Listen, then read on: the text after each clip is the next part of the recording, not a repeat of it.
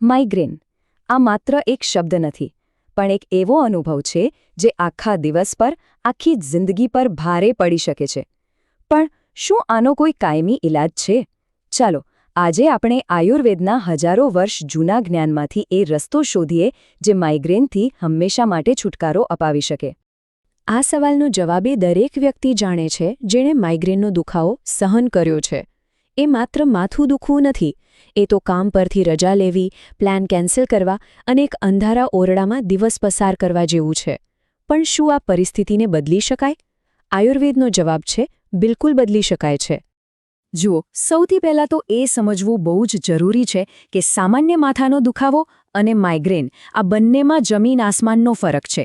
સામાન્ય દુખાવો થોડો આરામ કરો એટલે મટી જાય, પણ માઇગ્રેન એ તો માથાના એક ભાગમાં જાણે કોઈ હથોડા મારતું હોય એવો ભયંકર ધબકતો દુખાવો છે. અને એની સાથે ઉબકા, ઉલટી અને પ્રકાશ કે અવાજ સહેજ પણ સહન ન થાય એ આખી જિંદગીને થંભાવી દે છે. આધુનિક દવાઓ મોટે ભાગે લક્ષણોને દબાવવાનું કામ કરે છે, પણ આયુર્વેદ હંમેશા રોગના મૂળ સુધી પહોંચે છે. તો સવાલ એ છે કે આયુર્વેદની નજરે માઇગ્રેનનું અસલી કારણ છે શું? આયુર્વેદમાં માઇગ્રેન માટે એકદમ સચોટ શબ્દ છે, અર્ધાવભેદક. નામમાં જ એનો અર્થ છુપાયેલો છે.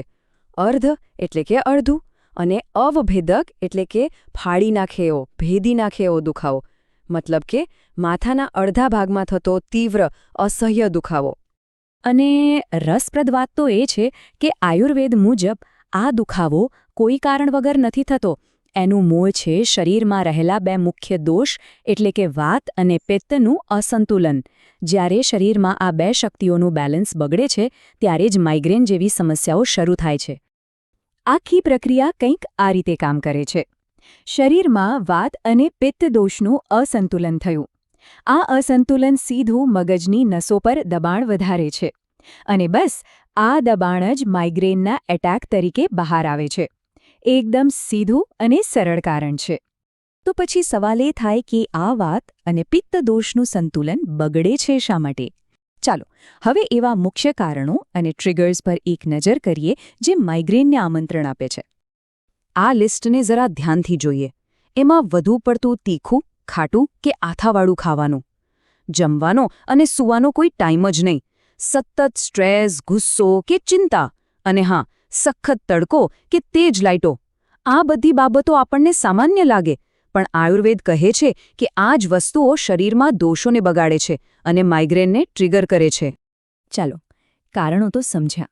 હવે સૌથી મહત્વની વાત એટલે કે ઉપાય. આયુર્વેદમાં એવા શક્તિશાળી અને સરળ ઘરગથ્થુ ઉપચારો છે જે ફક્ત રાહત જ નહીં પણ આ સમસ્યાને જડમૂળથી મટાડવાની તાકાત રાખે છે. સૌથી પહેલો અને કદાચ સૌથી શ્રેષ્ઠ ઉપાય છે નસ્ય કર્મ. આમાં બીજું કશું નથી કરવાનું, બસ શુદ્ધ દેશી ગાયનું ઘી લેવાનું છે. એને સહેજ હૂંફાળું ગરમ કરીને રાત્રે સૂતા પહેલાં અથવા સવારે ખાલી પેટે બંને નાકમાં 2-2 ટીપાં નાખવાના અને ઊંધો શ્વાસ અંદર ખેંચવાનો. બસ આટલું જ. હવે થશે કે આટલી નાનકડી ક્રિયાથી શું થશે? પણ આ જ તો આયુર્વેદનો જાદુ છે. નાક દ્વારા નાખેલું ઘી સીધું મગજ સુધી પહોંચે છે અને ત્યાંની નસોને રિલેક્સ કરે છે. એ શરીરમાં વધી ગયેલા વાત અને પિત્ત દોષને શાંત પાડે છે, જેના કારણે માઇગ્રેનના હુમલા આવતા જ બંધ થઈ જાય છે. બીજો એક રામબાણ ઈલાજ છે આપણું આદુ. જ્યારે પણ એવું લાગે કે માઇગ્રેન શરૂ થઈ રહ્યો છે, તરત જ આદુનો એક નાનો ટુકડો મોઢામાં રાખીને ધીમે ધીમે ચાવવાનું શરૂ કરી દો. જો એ ન ફાવે તો આદુવાળી ચા અથવા મધ સાથે આદુનો રસ પણ એટલું જ અસરકારક કામ કરે છે. આદુ કામ કઈ રીતે કરે છે? એ શરીરમાં સોજો ઘટાડે છે, લોહીનું પરિભ્રમણ સુધારે છે, અને સૌથી અગત્યનું, એ માત્ર દુખાવામાં જ રાહત નથી આપતું, પણ માઇગ્રેન સાથે જે ઉબકા અને ઉલટીની તકલીફ થાય છે ને, એને પણ કાબૂમાં લે છે. હવે જો માઇગ્રેન ગરમી, તડકા કે એસિડિટીને કારણે થતો હોય તો આ ઉપાય બેસ્ટ છે. ચંદનના પાવડરમાં થોડું ગુલાબજળ અને એક ચપટી કપૂર મિક્સ કરીને પેસ્ટ બનાવો. આ પેસ્ટને કપાળ પર લગાવીને બસ 20-30 મિનિટ શાંતિથી આરામ કરો. આ લેપ કપાળ પર લગાવતાની સાથે જ એકદમ ઠંડકનો અહેસાસ કરાવે છે.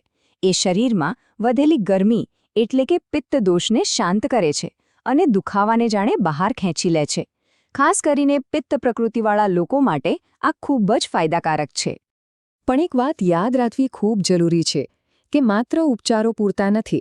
જો માઇગ્રેનને જડમૂળથી મટાડવો હોય તો ખાવા પીવાની આદતો અને રહેણીકરણીમાં ફેરફાર કરવો જ પડશે. ચાલો જોઈએ કે આ ફેરફાર કયા છે. આ કોષ્ટક પર ખાસ ધ્યાન આપીએ. એક તરફ છે પથ્ય આહાર, એટલે કે જે ખાવું જોઈએ, તાજા ફળો, લીલા શાકભાજી, નાળિયેર પાણી. અને બીજી તરફ છે અપથ્ય આહાર, એટલે કે જેને સખત રીતે ટાળવો જોઈએ, જેમ કે અથાણાં, બ્રેડ, ઈડલી જેવી આથાવાળી વસ્તુઓ, વધુ પડતી ચા, કોફી અને હા, ચીઝ અને ચોકલેટ, જે ઘણા લોકો માટે માઇગ્રેનના સૌથી મોટા ટ્રિગર હોય છે. ખાવા પીવાની સાથે યોગ અને પ્રાણાયામ પણ ખૂબ જ મહત્વના છે. ખાસ કરીને અનુલોમ વિલોમ અને ભ્રામરી પ્રાણાયામ મગજને શાંત કરે છે. આ સિવાય રોજ રાત્રે 7-8 કલાકની ઊંઘ, અને એ પણ એક નિશ્ચિત સમયે, એ માઇગ્રેનના દર્દી માટે દવા જેટલું જ જરૂરી છે. અને જો તકલીફ ખૂબ જ જૂની અને ગંભીર હોય તો શિરોધારા જેવી પંચકર્મ સારવાર અદ્ભુત પરિણામો આપી શકે છે. તો આપણે કારણો સમજ્યા, ઉપચારો જોયા અને જીવનશૈલીમાં શું ફેરફાર કરવા એ પણ જાણ્યું. હવે આ બધી બાબતોને જોડીને કાયમી રાહત મેળવવાનો સ્પષ્ટ રસ્તો બનાવીએ. એક વાત ગાંઠ બાંધી લઈએ. માઇગ્રેનથી કાયમી છુટકારો કોઈ એક જાદુઈ ગોળીથી નથી મળતો. એ તો ઘરેલું ઉપચારો, સાચો આહાર અને શિસ્તબદ્ધ જીવનશૈલી, આ ત્રણેયના સમન્વયથી જ શક્ય બને છે. જ્યારે આ ત્રણેય વસ્તુઓ સાથે મળીને કામ કરે છે ત્યારે જ પરિણામ મળે છે. અને સૌથી અગત્યની સલાહ, પોતાના શરીરને ઓળખો, પોતાના ટ્રિગર્સને ઓળખો. શું ખાવાથી કે કઈ પરિસ્થિતિમાં દુખાવો વધે છે એની નોંધ રાખો. કારણ કે આયુર્વેદમાં શું કરવું એના કરતાં પણ વધારે મહત્વનું છે શું ન કરવું. છેવટે એક વાત વિચારવા જેવી છે. માઇગ્રેન વગરનું જીવન જીવવાની ચાવી આપણા પોતાના હાથમાં છે. આયુર્વેદે આપણને જ્ઞાન અને રસ્તો બતાવ્યો છે. હવે એના પર ચાલવાનું છે. તો આ માર્ગ પર પહેલું પગલું કયું ભરવામાં આવશે? આનો જવાબ દરેકે પોતાની જાતને પૂછવાનો છે.